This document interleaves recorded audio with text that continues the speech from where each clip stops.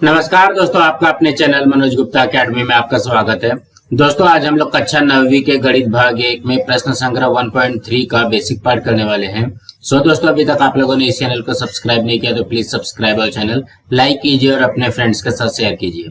दोस्तों बाकी विषय के भी प्रश्नोत्तर के वीडियो बना करके अपलोड किया गया है, उसका लिंक आपको डिस्क्रिप्शन बॉक्स में दिया गया है, आप लोग वहां पर जाकर के देख सकते हैं। तो आइए अब हम चालू करते हैं प्रश्न संग्रह 1.3 का बेसिक पार्ट। यहाँ पे देखिए, यहाँ पे क्या दिया गया है, वेन आकृति। यहाँ पे सबसे पहले हम लोग इनके बारे में देखते हैं। देखो इनका जन्म हुआ है 1834 में और इनकी मृत्यु हुई है 1923 में। तर्क शास्त्र और संभाव्यता विषयों को गणितीय रूप देने का कार्य सर्वप्रथम जॉन वेन ने किया। मतलब इनका नाम क्या है, जॉन वेन है। इनके नाम पे ही ये वेन आकृति नाम रखी गई है। लॉजिक ऑफ चांस ये उनकी प्रसिद्ध पुस्तक है। मतलब इन्होंने एक पुस्तक लिखी है लॉजिक ऑफ चांस, ये काफी प्रसिद्ध है। अब यहाँ पे क्या दिया गया, समुच्चयों को प्रदर्शित करने के लिए सर्वप्रथम बंदिस्त आकृतियों का उपयोग ब्रिटिश तर्क शास्त्रज्ञ जॉन वेन ने किया। बंदिश का मतलब क्या हो गया, वो पूरी तरीके से बंद होना चाहिए। वो किसी भी शेप में हो सकता है, कैसे भी हो सकता है, लेकिन ये जो आकृति रहेगी वो क्या रहेगा, बंद रहेगा। इसलिए इन आकृतियों को वेन आकृति कहा जाता है। अलग अलग समुच्चयों का संबंध समझने और समुच्चयों पर आधारित उदाहरण हल करने के लिए इन आकृतियों का उपयोग किया जाता है। ऐसी आकृतियों का उपयोग किया जाता है। वेन आकृतियों का समुच्चय किस प्रकार दर्शाया जाता है, यह निम्नलिखित उदाहरणों से समझिए। जैसे यहाँ पे पहले उदाहरण में दिया गया 1 2 3 4 5। यहाँ पे देखो, यहाँ पे सर्कल करके कर दिया, ओवल शेप में कर दिया है। वेन आकृति द्वारा समुच्चय ए नीचे दर्शाया गया। देखो 1 2 3 4 5 और यहाँ पे ए समुच्चय को इस तरीके से लिख दिया और इसको एक बंदिस्त आकृति में बंद कर दिया। दूसरे उदाहरण में क्या दिया गया, समुच्चय बी यक्स ऐसा है कि यक्स -10 से बड़ा और बराबर भी है और 0 से छोटा या बराबर है। और यक्स क्या है, पूर्णांक संख्या है। पूर्णांक का मतलब क्या हो गया, माइनस में भी हो सकता है, प्लस में भी हो सकता है और 0 भी हो सकता है। संलग्न वेन आकृति बी यह समुच्चय दर्शाते हैं। देखो यहाँ पे ये क्या बना दिया, ये एक आयत बना दिया, ये भी बंदिस्त आकृति है और यहाँ पे समुच्चय बी का नाम लिख दिया। अब यहाँ पे देखोगे -10 से बड़ा ना, यहाँ पे -10 -9 -8 -7 -6 -5 -4 -3 -2 -1 और यहाँ पे 0। तो कहने का क्या मतलब है, हम लोग यहाँ पे जो भी समुच्चय रहेगा उसको बंदिस्त आकृति में दर्शाएंगे, उसी को क्या कहा जाएगा, वेन आकृति। अब दूसरा चीज समझते हैं, उप समुच्चय क्या होता है। उप समुच्चय का मतलब क्या हो गया, एक समुच्चय के अंदर दूसरा समुच्चय रहेगा तो वो हो जाएगा उसका उप समुच्चय। यहाँ पे देखते हैं ए और बी दो समुच्चय है। देखो यहाँ पे ए समुच्चय दिया गया है और यहाँ पे बी समुच्चय दिया गया है। समुच्चय बी का प्रत्येक घटक समुच्चय ए का भी घटक हो तो समुच्चय बी को ए का उप समुच्चय कहा जाता है। तो कहने का क्या मतलब है, बी का जो घटक होगा वो ए के अंदर भी होना चाहिए, तो उसको बी को क्या कहेंगे, समुच्चय ए का उप समुच्चय कहेंगे। तो इसको ऐसा लिखते हैं, बी जो है समुच्चय ए का उप समुच्चय है, इस चिन्ह से दर्शाया जाता है। इसका वाचन बी उप समुच्चय ए या बी यह ए का उप समुच्चय है, ऐसा किया जाता है। मतलब ये जो चिन्ह से दर्शाया गया है तो इसको क्या पढ़ेंगे, बी उप समुच्चय ए पढ़ेंगे या तो पढ़ेंगे बी यह ए का उप समुच्चय है, ऐसा किया जाता है। इसको उदाहरण में दिया गया ए के अंदर क्या है, 1 2 3 4 5 6 7 और बी के अंदर क्या है, 2 4 6 8। ठीक है, तो देखोगे ये 2 है, ये 4 है, ये 6 है और ये 8 है। तो कहने का क्या मतलब है, बी के सारे घटक जो है ए के अंदर है। सारे घटक देखना है, एक घटक नहीं देखना है, बी के सारे घटक ए के अंदर रहेगा।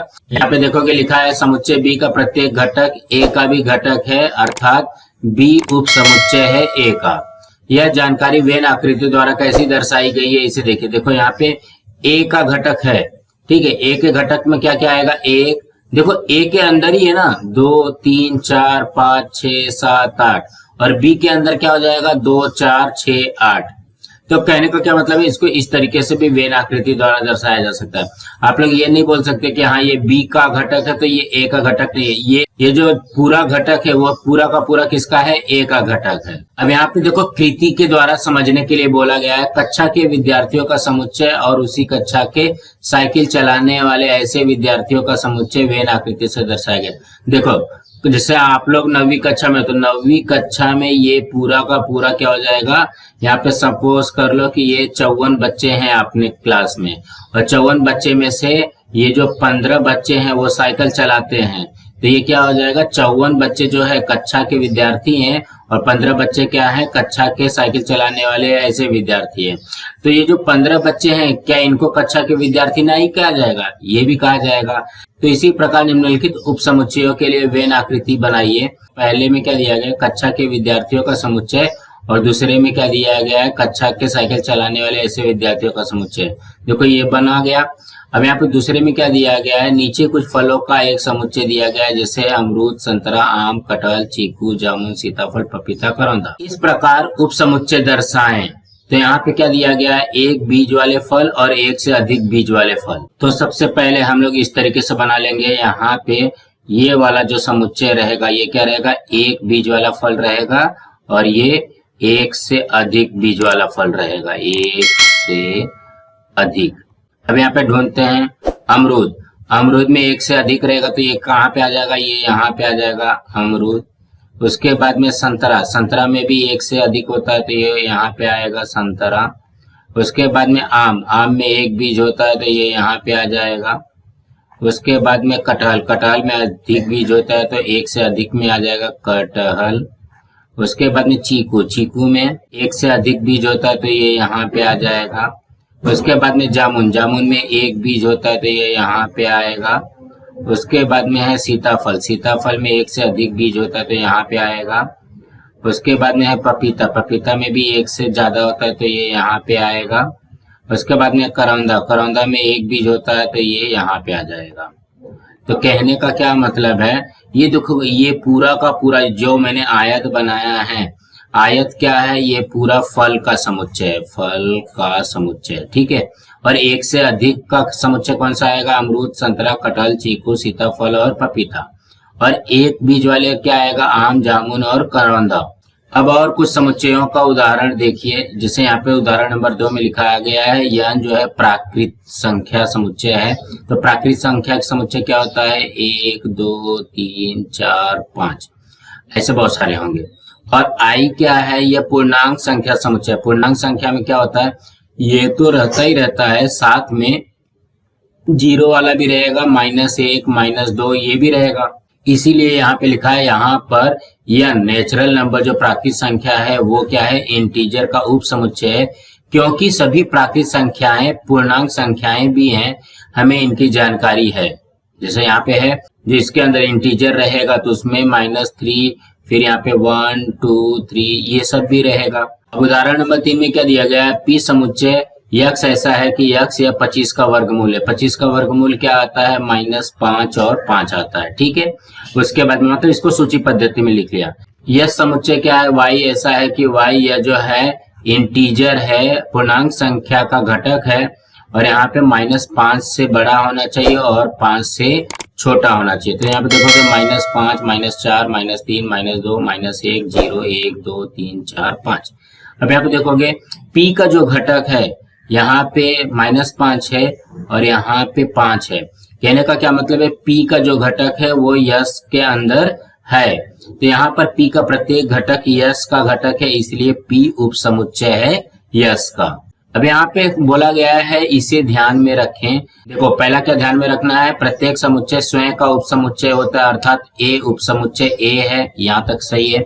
दूसरा क्या है, रिक्त समुच्चय प्रत्येक समुच्चय का उप समुच्चय होता है। जो भी अगर रिक्त समुच्चय है, जैसे अगर A के अंदर यहाँ पे दिया गया है 2 3 और B के अंदर दिया गया है कुछ भी नहीं, रिक्त समुच्चय है, तो भी हम लोग इसको लिख सकते हैं B उप समुच्चय है A का। तो क्या बोला गया, रिक्त समुच्चय प्रत्येक समुच्चय का उप समुच्चय होता है।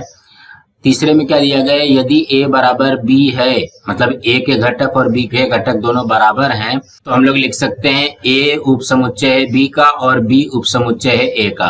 और चौथे में क्या ध्यान देना है, यदि A उप समुच्चय है B का और बी उप समुच्चय है ए का, तो ए बराबर बी होता है। यही चीज यहाँ पे भी दिया गया, इसको उल्टा करके दिया गया। ए उप समुच्चय बी का है और बी उप समुच्चय ए का है, तो ए बराबर बी हो जाएगा। अब यहाँ पे उदाहरण में देखते हैं, ए के अंदर क्या दिया गया है, 1 3 4 7 8 समुच्चय के सभी उप समुच्चय लिखिए। तो मतलब देखोगे 1 3 लिखा, ये पी, ये ए का उप समुच्चय है। टी के अंदर क्या दिया गया है, 4 7 8, 4 7 8 इसमें भी है, तो ये जो टी है वो भी ए का उप समुच्चय हो जाएगा। वी के अंदर क्या दिया गया, 1 4 8, 1 4 8 इसमें भी है, तो वी भी जो है ए का उप समुच्चय हो जाएगा। यस के अंदर दिया गया 1 4 7 8, 1 4 7 8 इसके अंदर भी है, तो यस भी जो है ए का उप समुच्चय हो जाएगा। अब यहाँ पे देखोगे इसको कृति द्वारा दर्शाया गया है, समझाया गया है। प्रत्येक विद्यार्थी को कागज के समान आकार के 9 त्रिभुज और एक थाली लेनी है। यहाँ पे जैसे ये त्रिभुज लिया हुआ है और एक थाली लेनी है। त्रिभुज पर 1 से 9 संख्याओं को लिखना है, जैसे यहाँ पे त्रिभुज पे लिखा हुआ है। फिर प्रत्येक विद्यार्थी को अपनी अपनी थाली में संख्या में लिखे हुए कुछ त्रिभुजाकार कागज रखने हैं। अब प्रत्येक विद्यार्थी के पास 1 से 9 इन संख्याओं का समुच्चय का उप समुच्चय तैयार होगा। जैसे 1 3 5 7 9, ये जो सुजाता के पास है ये भी क्या होगा, जो 9 संख्या लिखा हुआ है उसका उप समुच्चय होगा। 2 4 6 8 हमीद वाला भी उप समुच्चय होगा, मुक्ता वाला भी उप समुच्चय होगा। इसने पूरा लिखा है 1 2 3 4 5 6 7 8 9। नंदिनी का पूरा उप समुच्चय होगा 2 3 5 7। जोसेफ का भी उप समुच्चय होगा। सुजाता, हमीद, मुक्ता, नंदिनी और जोसेफ की थालियों में कौन कौन सी संख्याएं दिखाई देती है, इसका निरीक्षण करो। देखो हमने यहाँ पे देखा प्रत्येक विद्यार्थी ने क्या सोच कर इन संख्याओं को चुना या पहचाने, और इस आधार पर प्रत्येक समुच्चय को गुण वर्णन पद्धति में लिखिए। तो आप लोगों को इसको गुण वर्णन पद्धति में लिखना है। देखो ये क्या क्या सोचे होंगे, 1 3 5 7 9, ये क्या बन रहा है, ये देखोगे ये बनेगा विषम संख्या। सुजाता ने विषम संख्या सोच करके लिखा। अब यहाँ पे 2 4 6 8 है, ये 2 n हो जाएगा, मतलब 2 का पहाड़ा हो जाएगा। 1 4 9 है, तो ये क्या हो जाएगा, जो भी हमारी प्राकृत संख्या है उसका वर्ग हो जाएगा। देखो यहाँ पे 1 का वर्ग, 2 का वर्ग, 3 का वर्ग। अब यहाँ पे 1 2 3 4 5 6 7 8 9, तो ये क्या हो जाएगा, नेचुरल नंबर हो जाएगा। ये जो n जो है n का घटक हो जाएगा, और ये क्या होगा, 9 से कम होगा। x का मान जो होगा 9 से कम होगा। उसके बाद में 2 3 5 7 है, ये क्या हो जाएगी, ये होगी अभाज्य संख्या। अभाज्य संख्या मतलब इन लोगों ने ये सोच करके इसको किया था। अब यहाँ पे क्या दिया गया, देखो यहाँ पे आओ जाने, ये क्या दिया गया है, विश्व समुच्चय, यूनिवर्सल सेट। हम जिन समुच्चयों पर विचार करने वाले हैं उन सभी को समाविष्ट करने वाले एक बड़े समुच्चय को विश्व समुच्चय कहते हैं। विश्व समुच्चय का मतलब क्या हो गया, बहुत बड़ा समुच्चय। इसके बाहरी घटकों का विचार नहीं किया जाता। विचाराधीन प्रत्येक समुच्चय विश्व समुच्चय का उप समुच्चय होता है। यहाँ पे उदाहरण में देखते हैं। सबसे पहले, यदि हमारी पाठशाला कक्षा 9वीं के एक वर्ग के विद्यार्थियों की उपस्थिति का अध्ययन करना है, तो 9वीं कक्षा के विद्यार्थियों के समुच्चय का विचार करना होगा। यहाँ उस कक्षा के सभी विद्यार्थियों का समुच्चय अथवा विद्यालय के सभी विद्यार्थियों के समुच्चय को उप समुच्चय माना जा सकता है। तो कहने का क्या मतलब है, जैसे ये कक्षा 9वीं के विद्यार्थियों का समुच्चय, ठीक है, तो ये जो है कक्षा 9वीं के विद्यार्थी जो है उपस्थित है, और ये जो है विश्व समुच्चय क्या बनेगा, उस विद्यालय के सभी विद्यार्थियों का समुच्चय। वो 8वीं 9वीं 10वीं पहली दूसरी तीसरी सबका यहाँ पे विश्व समुच्चय के अंदर सबका आ जाएगा। अब यहाँ पे दूसरे उदाहरण से देखते हैं। अब दूसरा उदाहरण देखते हैं। उदाहरण नंबर 2 में क्या दिया गया है, हमें पाठशाला के क्रिकेट खेलने वाले विद्यार्थियों में से 15 विद्यार्थियों का संघ चुनना है।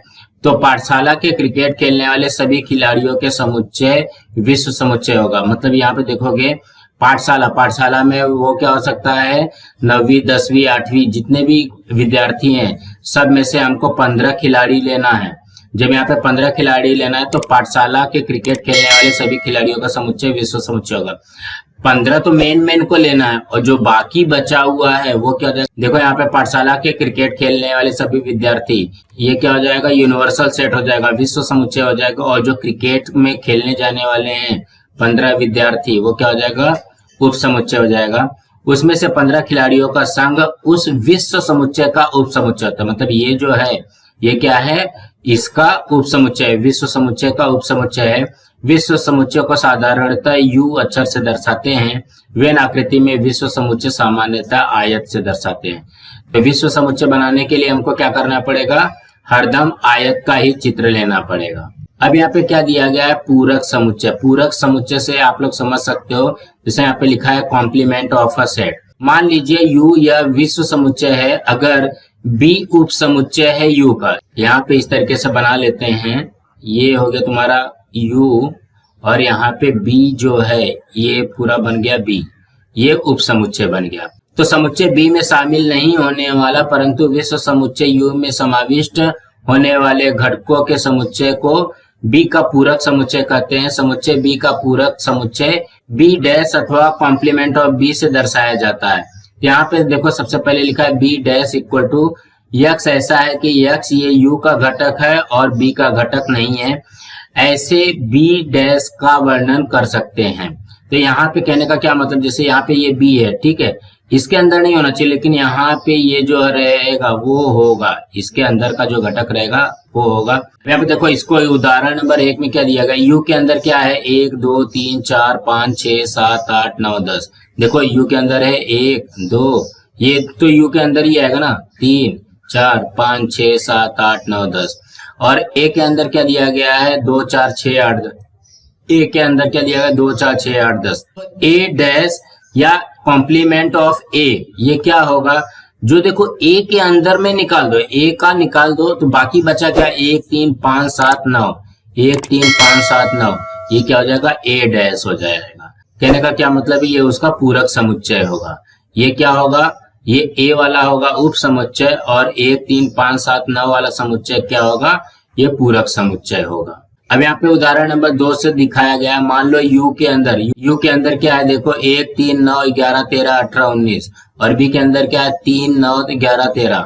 यहाँ पे देखो 3 9 11 13, तो बचा क्या है 1 बचा है, 18 बचा है, 19 बचा है, तो ये क्या हो जाएगा बी डैश हो जाएगा। मतलब पूरक समुच्चय में क्या आ जाएगा 1 18 19। इसको अब बी डैश का डैश ज्ञात कीजिए, इससे क्या निष्कर्ष प्राप्त होता है। अब यहाँ पे देखो ये क्या है, ये बी डैश है, ठीक है। अगर बी डैश का डैश निकालेंगे, बी डैश का डैश अगर हम लोग निकालते हैं तो बी डैश का डैश के अंदर क्या है, देखो बी डैश में कितना है 1 है, 18 है, 19 है, इसको छोड़ करके बाकी सब लिखना है। 1 18 19 को छोड़ के बाकी सब लिखना है, तो क्या बचेगा 3 9 11 13, 3 9 11 13, ऐसे बनेगा बी डैश का डैश। इससे क्या निष्कर्ष निकलता है, देखोगे 3 9 11 13 ये दोनों सेम है, मतलब क्या हो गया बी जो है बी डैश के डैश का बराबर है। यहाँ पे देखो ये लिखा है बी डैश का डैश, यह समुच्चय अर्थात बी डैश में समाविष्ट नहीं होने वाला परंतु यू में समाविष्ट होने वाला घटकों का समुच्चय बी डैश का डैश बराबर बी उत्तर मिला। उपर्युक्त जानकारी वेन आकृति से समझिए। यहाँ पे देखो ये दिया गया, तो सबसे पहले हम लोगों ने अगर बी का देखते हैं, बी डैश निकालना रहेगा, तो हम लोग बी डैश के लिए क्या करते हैं, बी को नहीं लिखेंगे तो 1 18 19 आता है।